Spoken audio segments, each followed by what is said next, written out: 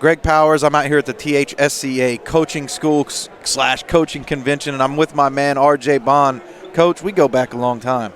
I think we're about 2008 maybe? Maybe even before that. You were the recruiting coordinator back at Dallas Skyline in those days, and, right.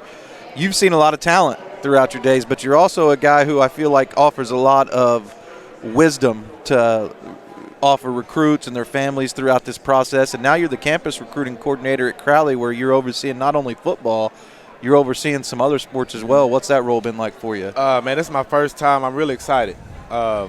Being coaching 17, 18 years now, I've coached at Crowley before, and sometimes it's kind of hard to, get that rejuvenation feeling. Yeah. This actually did it. It's a spark. I look at it as a good challenge, a big challenge for me, something I've probably been working toward my whole career. And I'm excited. I'm really excited to be able to work with all the coaches, try to help as many kids in Crowley High School have an opportunity to further their education through avenue of athletics. So it's important, and I'm excited. When a young man or woman comes to you and says, I have aspirations of playing at the next level, what are some of the steps you guide them through to help them maybe achieve those goals, live out their dreams? First thing is academics. The first thing I want to do is see where their mind is, how their grades look, because without that, the rest doesn't matter. If you don't take care of the books and your GPA is not correct, and I know the test score is kind of going by the wayside a little bit, but if all those things don't line up, it doesn't matter what you do on the field. So that's the first thing we talk about. I want to make sure they're taking classes that are going to allow them to be NCAA eligible, not just taking a math class that doesn't match, and that stuff changes every year. Like, for example, when I first got in this, math models counted. So that could be your third math. Okay. Math models doesn't count no more. So why are you taking it? You taking it just so you can get a math credit? Well, I understand you have to take X amount of hours to graduate high school as well, but let's make sure those hours are also going to translate into you being NCAA eligible. So I'll look at those. Those are some of the very first things that I try to address with student athletes. One really popular topic of conversation here this week with the college coaches has been the NIL, right?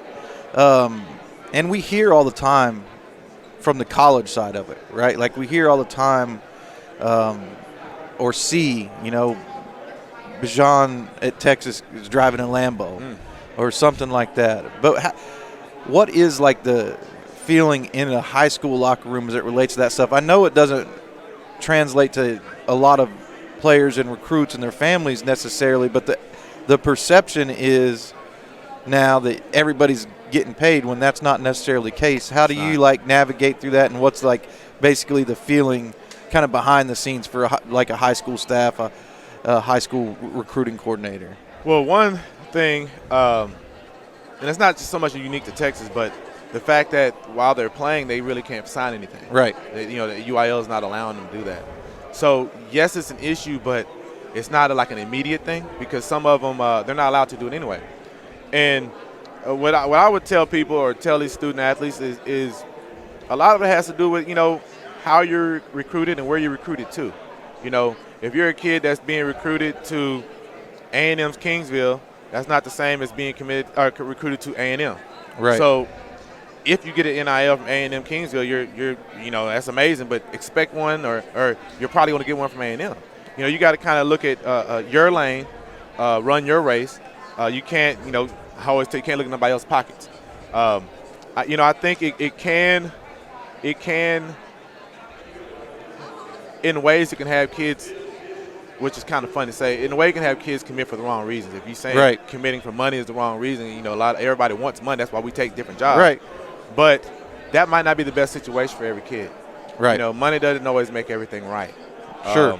So I think as a coach for us, we got to help try to guide the kids to look beyond the money sometimes, how the situation is going to fit you and benefit you to graduate, because that's obviously what I hope our goal is, to graduate from college. So I think we have to do a good job of making sure we're kind of looking through all the fluff. Now it's not. Sure. I mean, we don't get the money no way, so it has nothing to do with us. But that can drive things And I'm not going to say it's a positive or negative yet because I haven't. It's too early. Yeah, we're trying to still see how this works. Yeah, it makes me nervous a little bit as we talk about high school sports, too, is I like that the Texas legislature doesn't allow kids to have NIL money while they're in high school. I support them, especially getting it as soon as they get into college. Yes. But I think it's a sticky situation as you think about maybe where that money could lead you to, like when you're talking about a transfer to another program in high school. Yes. So that kind of makes me nervous. But we know, we've done this long enough. Every recruitment is unique and individual to that family, that recruit. They have their own set of situations that they have to deal with. So it's hard to give sometimes broad advice. Right.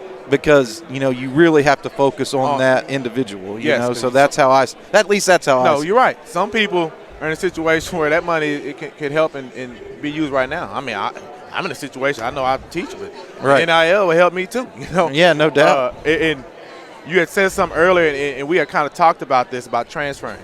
I was talking about this with another guy that does recruiting, and I don't want to get in the situation where because Texas doesn't allow kids to have it, that kids are going to California and going to different states that are allowing them to do it, kind of like what happened with the Southlake quarterback. He went to Ohio State early so he could get his money because he couldn't do an UIL.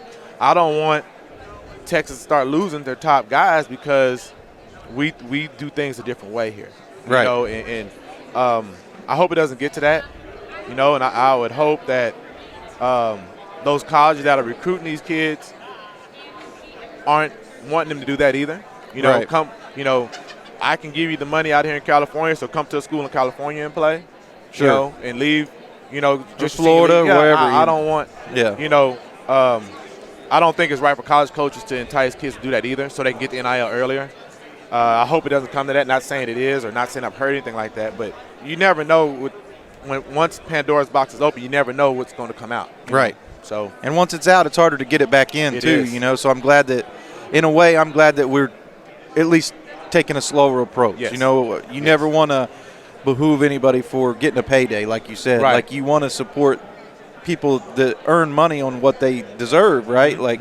So it is a tricky situation, but once it starts to happen, you can see, and we're seeing it now in other states where once it's out there, the floodgates are open. It's open. And I'm glad that we're taking a more conservative approach towards it, but I'm hopeful that it'll all work out in the end. I think it will. That's R.J. Bond. You heard why he's one of the best in the game. He's coached some of the best in the game, and he's one of the best recruiting coordinators in the state of Texas. Coach Bond, I appreciate your time, and of course, good luck with this upcoming season. Anytime. Thank you. Yes, sir.